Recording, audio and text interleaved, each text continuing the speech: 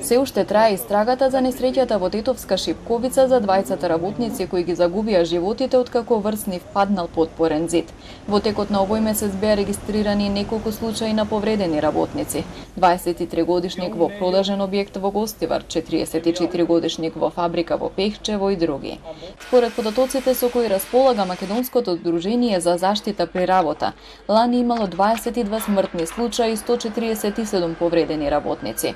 Во просек во земјава годишно има по 30 на жртви и до 2000 повредени, вели Милан Петковски од ова здружение. Приближно 4 вработени или 3,77 да бидам поточен, го губат животот на работното место на 100.000 вработени во Македонија, додека пак тој сооднос во Европската Унија е некаде 2,11 работници гинат на работните места.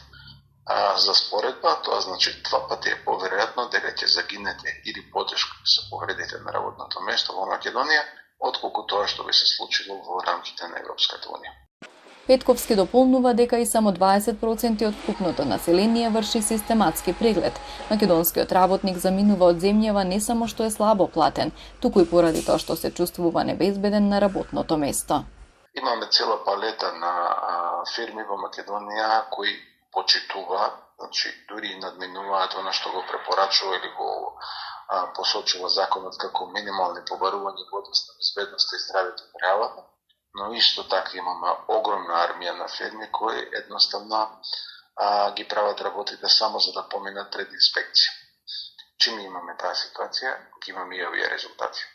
Ослободување од работа на најранливите категории население во услови на топлотен баран препорача ресорното министерство. Па согласно тоа, од вкупно 41 инспекцијски надзор на 20 јули, државните инспектори за труд изрекле едно решение за забрана за работа за затекнување на активности каде работниците се директно изложени на високи температури во период од 11 до 17 часот и 3 решенија со наредба за почитување на препораките.